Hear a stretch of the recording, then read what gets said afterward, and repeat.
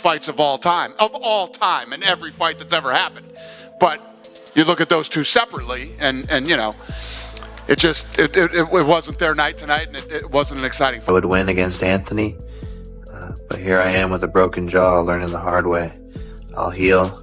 What just happened? What you just saw was, yes, Jake Paul finding out there's levels to this game. Yes, Anthony Joshua not having the greatest performance of all time, but him doing exactly what he had to do, what he needed to do for boxing, what he needed to do for himself. The internet erupted the moment Jake Paul crashed to the canvas in his long-rumored showdown with Anthony Joshua, and attention immediately shifted to Dana White, the UFC president, who has spent years openly dismissing Paul as a manufactured boxer. Didn't need to say much for his reaction to land. From a knowing smirk to blunt, no-nonsense remarks, White appeared completely vindicated as elite heavyweight reality collided with influencer hype. For many viewers, Joshua's power, turning Paul's bravado into a harsh lesson, felt like the exact outcome White had been predicting for years. Up in that calf kick, you know, the whole first round, he couldn't have had a better first round, and then he got caught. Do you feel it's one of those things where, like, he got caught, or is it one of those things where Hangman age might be catching up to him, he might be slowing down? Which one do you think it could be?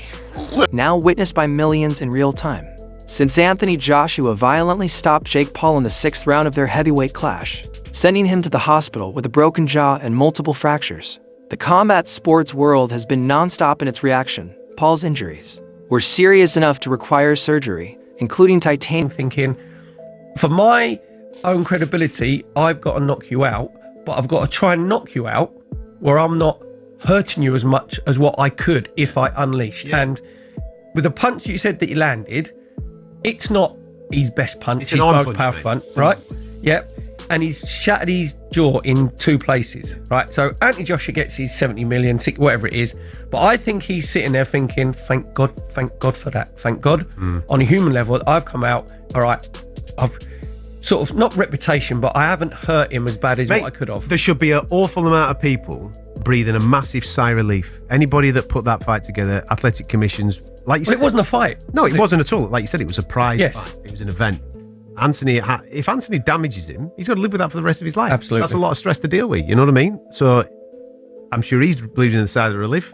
The team that have put him in there, that have negotiated that for him, but the authorities that put that on and commissioned it as a proper boxing match, I've no doubt. Does that go on his... Because yeah, it's a professional boxing do you know what? If I was Anthony Joshua, I would be saying, I don't want that on my record. But for the credibility of them putting the fight on, they would have said to him, no, we've got to say this, it's been commissioned, it's going to be a proper fight. And I found it, I love my boxing, but I just find the whole thing really, really unedifying. You said about get followers, you mentioned Tommy Fury.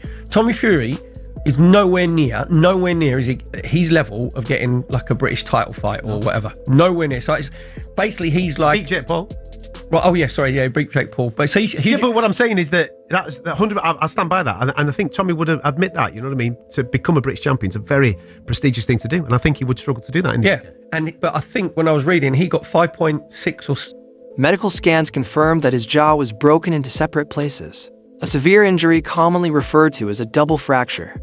After the fight, Paul reportedly drove himself to the hospital, where doctors confirmed the damage. Recovery was estimated at 4 to 6 weeks, and Paul later shared images of the x-rays on social media, confirming the fractures and thanking fans for their support during his recovery. Dana White had dismissed the matchup long before the opening bell, calling it a bad idea and warning that Paul was clearly outmatched against a former heavyweight champion of Joshua's caliber. Many saw the knockout as proof that White's skepticism was justified. White even joked in the past that much of the fight's appeal came from fans wanting to see Paul eventually get stopped. Oh, Jesus. That's a fucking bad idea. That's a bad idea. But let me tell you what. A lot of people watch that one.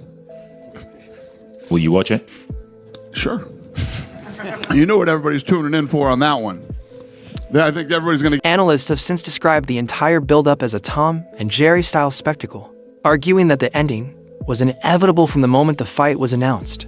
According to several insiders, Paul spent months playing the loud, cartoonish provocateur, while Joshua stayed quiet, patient, and calculated, like a predator waiting for the right moment. Once the bell rang, the humor disappeared quickly. Joshua's power, timing, and ring intelligence overwhelmed Paul, resulting in a knockout that shocked. Oh man, great performance by Jake, brother. Come on, bro. He's a fucking legend for that. He has such big balls getting in the ring with that guy, dude. Josh was a monster. He stayed in it the whole time, and I'm really proud of Jake, dude. All my respect to him, bro. Whatever outcome. I mean, dude, he went 6.5 rounds with Anthony Joshua, one of the best in the world. So I got nothing but respect. And got up like 2 times. No, it was sick. Talk about that. I mean, there's been other heavyweights that have felt that right hand who haven't got up. Nagano, so many people, bro. The overhand right. Jake's got a tough chin, dude. I think he does whatever he wants after this. He just has such big balls, dude. He had to keep moving. That was the only strategy. People are gonna say he ran around the ring. They don't know. They don't understand fucking boxing. You showed a ton of heart, right? What's next for Jake Paul? Legendary trainer Teddy Atlas surprised many by outlining the theoretical path for Jake Paul to upset Anthony Joshua, even if it seemed unlikely. Atlas stressed that styles make fights, suggesting Paul could have relied on youth, foot speed, and constant movement to frustrate Joshua, particularly if Joshua's timing and mindset were off after past layoffs. Atlas explained that Paul's best chance would have been to stay evasive, circle the ring, and capitalize on a surprise right hand when Joshua overcommitted. Slipping rounds and keeping Joshua off balance, he said, might have been enough to edge an 8-round fight.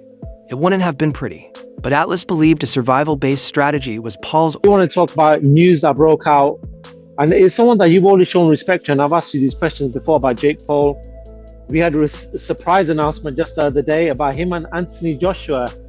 What was your reaction when you saw that announcement? It shocked a lot of people in boxing. What did you make of that, or what do you make? Jake hasn't made too many mistakes so far, so it got my attention. It got Teddy's attention. He's been growing. He's been growing in the ring. He's been growing outside the ring. He's been growing in confidence. I think that in the Canelo situation, that didn't happen.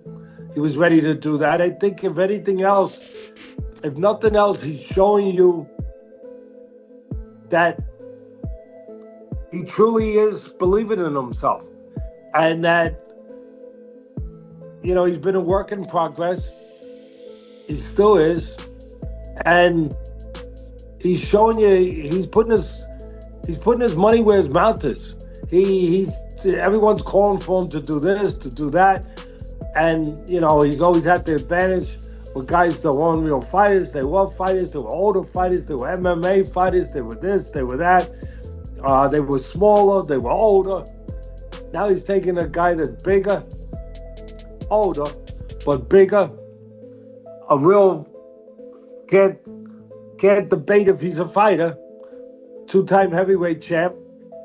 Coming off, but he's a smart son of a gun. He's a gutsy son of a... I always stood up for him because everyone was saying he was hurting the sport. He wasn't hurting the sport. In some ways, he was bringing interest in a different way to the sport. But he, was scheduled for 8 3-minute rounds in the heavyweight division, with Joshua entering as a heavy favorite due to his experience, height at 6'6", and size advantage over Paul, who weighed around 216 pounds compared to Joshua's 243. Anthony Joshua. Paul was sturdy for the first couple of rounds, but as the fight went on, the more experienced Joshua began to take control. After continuously connecting in the 5th round, it was only a matter of time before it was over. In the 6th, Joshua went on to knock out Paul with a big right hand. Joshua improves his career record to 29-4 now. Paul loses for the 2nd time in his career to go along with 12. Former UFC champion Daniel Cormier, who had voiced skepticism before the fight, said afterward that Jake Paul never truly had a realistic chance of beating Joshua. While he credited Paul's toughness for lasting into the later rounds, Cormier stated that Joshua essentially carried him to the 6th. In his view, the fight was always going to end with a single decisive punch, because Paul simply wasn't on Joshua's level. Even with heart and durability, the difference in skill and power made the knockout unavoidable.